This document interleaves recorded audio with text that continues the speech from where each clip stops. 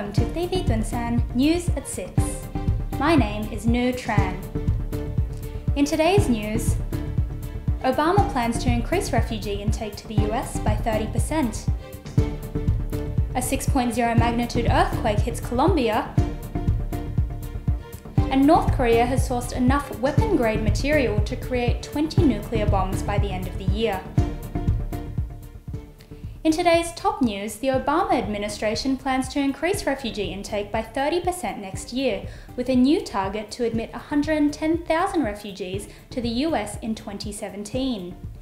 This increased intake will include a significant number of people fleeing persecution from the Middle East, including Syria, as well as a significant amount of refugees from Africa.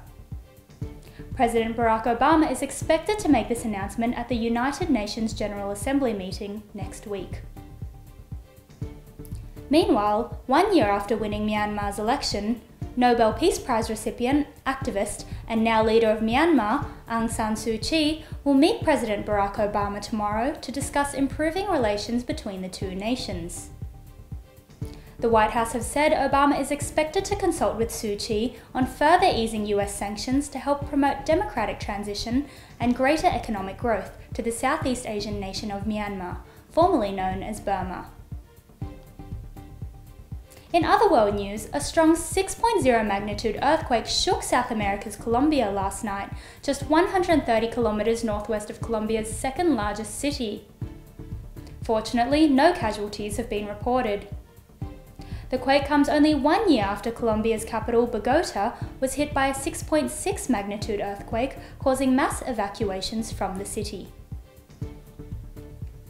North Korea has continued evading US sanctions and has now sourced enough explosive materials to create 20 nuclear bombs by the end of the year. Recent assessments by weapons experts say that North Korea have been working covertly for the past decade to develop a uranium enrichment program capable of producing 6 nuclear bombs a year. Siegfried Hecker, a leading expert on North Korea's nuclear program, has dubbed this weapon a new nuclear wildcard due to the mystery surrounding how lethal it has the potential to be. In other news, the World Anti-Doping Agency has confirmed that hackers have stolen and published confidential medical information about US Olympic athletes, blaming a Russian cyber espionage group for the attack. Athletes affected include world-renowned tennis players Venus and Serena Williams and gymnast superstar Simone Biles. The agency has condemned the hack carried out by a Russian group known as Fancy Bears, saying the cyber attacks were an attempt to undermine the global anti-doping system. The agency also added that it had extended its investigation with the relevant law enforcement authorities and is conducting internal and external security vulnerability checks. To news in Vietnam, Chinese President Xi Jinping has told Vietnam's Prime Minister that common interests between the two countries far outweigh the differences, calling for their dispute in the South China Sea to be resolved through talks. In July, a court arbitration in The Hague said China's claims to the waterway were invalid after a case was brought by the Philippines. But China's Beijing has refused to recognize this ruling. Brunei, Malaysia, the Philippines, Taiwan, and Vietnam also have claims in the sea believed to have rich deposits of oil and gas. Meanwhile, Norway's Prime Minister Erna Solberg says she wants to work with Facebook to promote education in an apparent gesture of peace after a row with the social media giant for deleting a famous Vietnam War photo of a naked girl fleeing a napalm attack. Facebook reinstated the 1972 Pulitzer Prize-winning photograph on Friday after Solberg and others accused Facebook of censorship and of editing history by erasing the image from their accounts under restrictions of nudity. Facebook backed down, ruling that the historical importance of the photo outweighs the company's nudity policy. Solberg says she hopes for cooperation between the social media corporation and her elected government.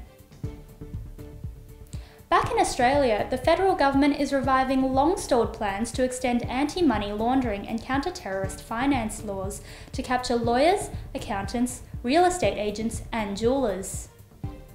The law reforms have been repeatedly shelved since mid-2007 after opposition from some of the affected sectors, most notably the legal profession.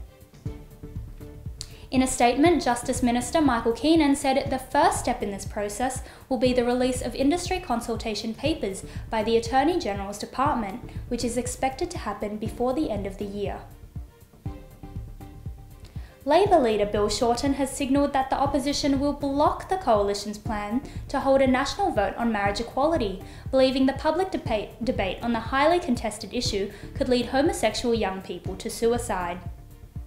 Prime Minister Malcolm Turnbull today introduced the bill to Parliament to establish the same-sex marriage plebiscite on February 11 next year, pledging $15 million in taxpayers' money to cover the yes and no cases. Opposition leader Bill Shorten has increased pressure on the government to drop the plebiscite, criticising it as unnecessary, damaging and divisive. Shorten is pushing for a parliamentary vote instead. Meanwhile, a new report compiled by the Australian Institute of Health and Welfare has revealed that the country's biggest killer is cancer, overtaking heart disease for the first time and taking more lives than any other illness. Australia's Health 2016 report, which is conducted every 2 years, also found that Indigenous Australians fare much worse than non-Indigenous Australians on almost every health score. According to the Institute, the total number of deaths from cancer exceeded 44,000 fatalities in 2013, with lung cancer being the most fatal. That's all from Tuần-san News at 6. Thank you for joining me. I'm Nu Tran. I look forward to your company at the same time tomorrow.